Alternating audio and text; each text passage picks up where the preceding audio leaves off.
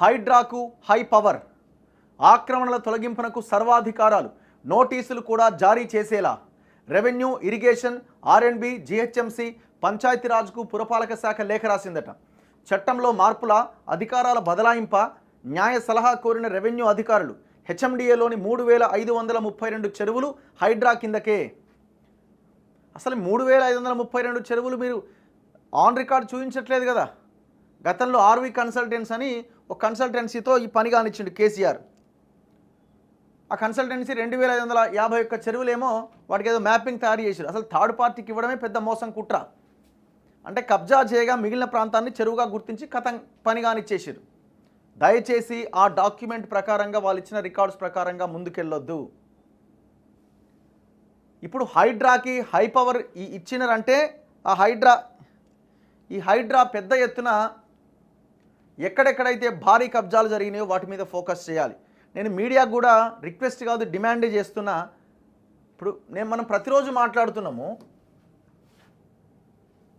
Media కూడా ఎట్ట తయారైంది? 55 చెరువుల దగ్గరికి పోయి ఒక్కొక్క కంపెనీ గురించి రాసే దమ్మవనికైనా ఉందా? గత ప్రభుత్వ హయాంలో కార్పొరేట్ సోషల్ రెస్పాన్సిబిలిటీ కింద డెవలప్ చేయమని చెరువులన్నింటినీ వాళ్ళకి అప్పచెప్పారు. ఏవి? ఈ రియల్ ఎస్టేట్ కంపెనీలకి. అంతా ఆంధ్ర రియల్ ఎస్టేట్ కంపెనీలు, లేదు అదర్ స్టేట్స్ రియల్ ఎస్టేట్ కంపెనీలు. వీళ్ళు చెరువులు డెవలప్ చేయమని ఇచ్చినారని మనం అనుకున్నాం. కానీ వీళ్ళు గతంలో ఉన్న ప్రభుత్వంలో ఉన్న వాళ్ళు ఈ రియల్ ఎస్టేట్ కంపెనీలు మాట్లాడుకొని ఆ చెరువులను తీసుకొని పెద్ద ఎత్తున టవర్లు కట్టి సొమ్ము చేసుకుంటున్నారు. ఒక్కడి దీని మీద వార్త రాస్తలేడు. హైడ్రా ఇటువైపు కూడా కన్నెత్తి చూస్తలేదు. అంటే వెళ్తున్నారు, చూస్తున్నారు, వస్తున్నారు. అమీన్పూర్లో 3 రోజులు పోయొచ్చారు. ఏం చేసిరు?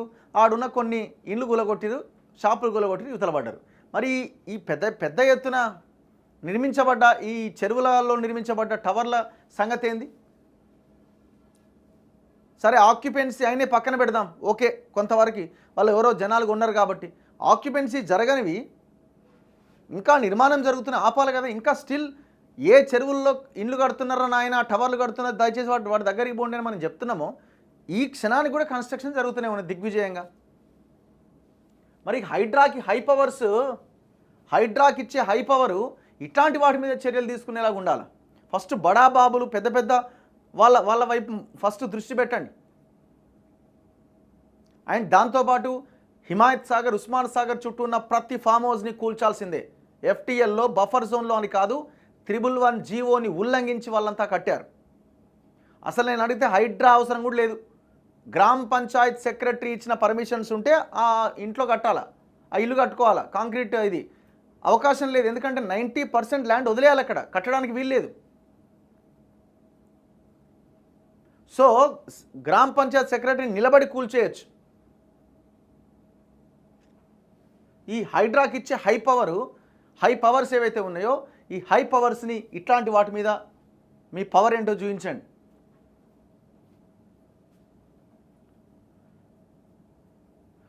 సో ఈ ఆక్రమణలని తొలగించడానికి సర్వాధికారాలు వాళ్ళకే ఇస్తారట. నోటీసులు కూడా వాళ్ళే ఇచ్చేలా జారీ చేస్తారట. అంటే ఇప్పుడు హైడ్రాకి ఏదైనా ఫలానా ఏరియాలో వీళ్ళు కట్టిరనంటే నోటీస్ ఇవ్వాలంటే మళ్ళీ వాళ్ళు ఇరిగేషన్ వాళ్ళు ఇంకా వేరే డిపార్ట్మెంట్ ఇవ్వాలి. అట్లా లేకుండా హైడ్రా నుంచే ఇస్తారట. మరి ఇది అవకాశం ఎంతవరకు ఉంటుంది? వీళ్ళు ఒక జీవో మాత్రమే ఇచ్చి హైడ్రాను ఏర్పాటు చేశారు. ఇది చట్టం కాదు. మరి ఎంతవరకు లీగల్ ఇబ్బందులు వస్తాయి, హార్డిల్స్ వస్తాయి అనేది చూడాలి. నోటీసులు కూడా జారీ చేసేలాగా పవర్స్ ఇస్తారట.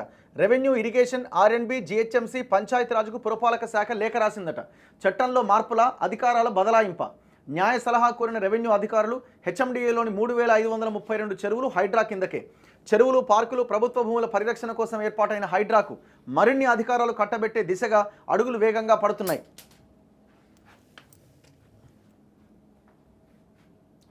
అక్రమ కట్టడాల తొలగింపునకు ఇప్పటివరకు వివిధ శాఖల పరిధిలో ఉన్న అధికారాలన్నింటినీ హైడ్రా పరిధిలోకి తీసుకొచ్చేందుకు ప్రభుత్వం సన్నాహాలు చేస్తోంది.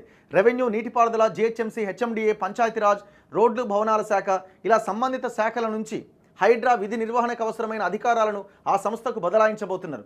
ఉదాహరణకు ఇటీవల దుర్గం చెరువు ఎఫ్టీఎల్ పరిధిలో ఉన్న భవనాల తొలగింపునకు సంబంధించి రెవెన్యూ అధికారులు నోటీసులు ఇచ్చారు. అయితే ఇక నుంచి నోటీసులు ఇచ్చే అధికారాన్ని కూడా రెవెన్యూ నుంచి హైడ్రాకు బదలాయించబోతున్నారు. జిహెచ్ఎంసీ, పంచాయతీరాజ్ శాఖ పరిధిలో ఉండే అధికారాలను హైడ్రాకు బదలాయించాలని పురపాలక శాఖ ముఖ్య కార్యదర్శి ఆ శాఖలను కోరినట్టుగా విశ్వసనీయంగా తెలిసింది. హైడ్రాకు అధికారాలను కట్టబెట్టే విషయంపైన ఇటీవల సీఎస్ శాంతికుమారి ఉన్నత స్థాయి సమీక్ష నిర్వహించారు. అక్రమ కట్టడాలు, ఆక్రమణల తొలగింపు విషయంలో ప్రభుత్వ ఆస్తుల సంరక్షణకు సంబంధించి హైకోర్టు ఆదేశాల మేరకు సమగ్ర కార్యాచరణ ప్రణాళిక రూపొందించే అంశంపైన ఆగస్టు 29వ తేదీన సమీక్ష జరిగింది.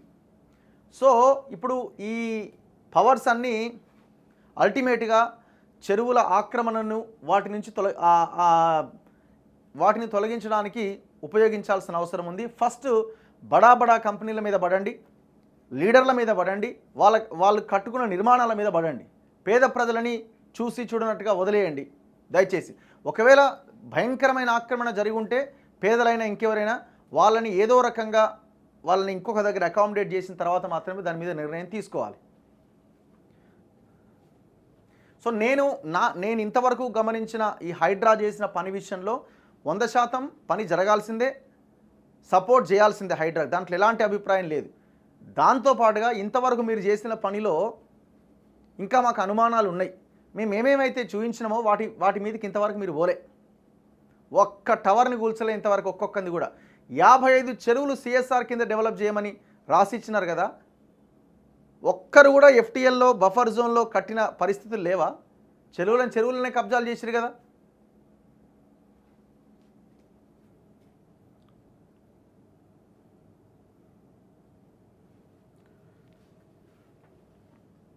ఇంకో హైకోర్టు నియమించిన కమిటీ తన నివేదికలో గోపన్పల్లిలోని గోసానికుంట చెరువు గురించి పేర్కొన్న అంశాలట. ఈ చెరువు ఎఫ్టీఎల్ బఫర్ జోన్లో ఆక్రమణలు జరిగినాయి.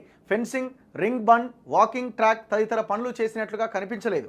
సీసీ కెమెరాలు లేవు, లేక్ గార్డులు ఎవరూ లేరు, మురుగునీటి మళ్లింపు పనులు జరుగుతున్న ఆనవాళ్లు అసలే లేవు, ఏది లేవు. చెరువులు అట్లా వదిలేసిరు అంతే.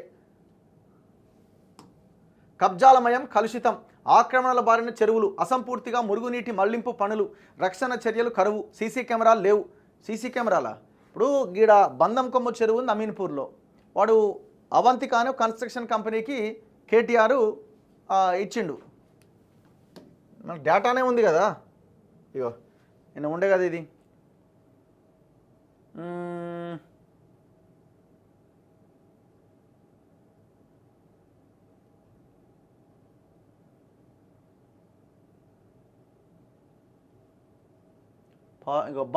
బంధం కుంట చెరువు అమీన్పూర్ అవంతిక ప్రైడ్ వాల్స్ అనేటువంటి ఇచ్చిరు.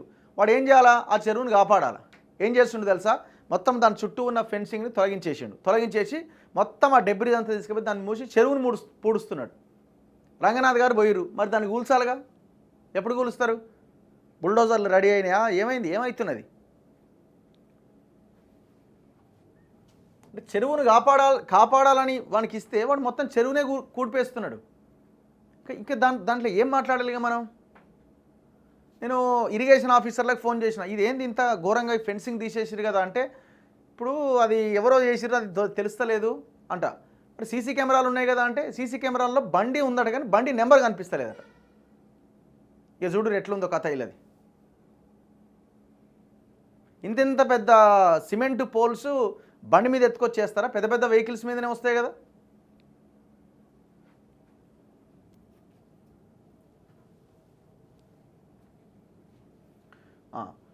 కాలుష్య కాసారంగా హస్మత్పేట జలాశయం, దుర్గంధభరితంగా కూకట్పల్లి అంబీర్ చెరువు, హైదరాబాద్లోని చెరువులపైన అధ్యయనానికి కమిటీని నియమించిన హైకోర్టు 13 చెరువులు పరిశీలించి నివేదిక ఇచ్చిన కమిటీ.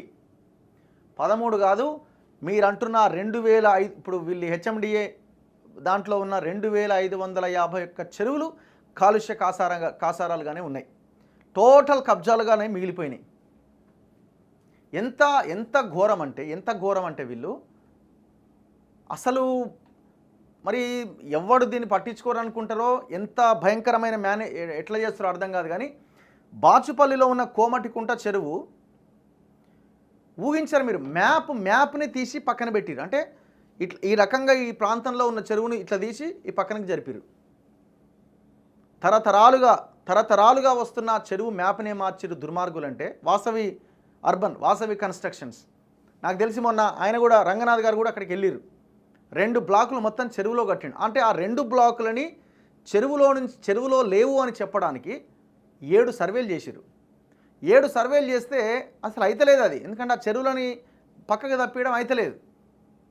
ఇక ఒక్కొక్కరికి 2 కోట్ల రూపాయలు ఇచ్చి, ఇది రంగనాథ్ గారు మీరు తేల్చాలా, ఒక్కొక్క అధికారికి 2 కోట్ల రూపాయలు ఇచ్చి చెరువును మ్యాప్ను తీసి ఇట్లా పెట్టిరు.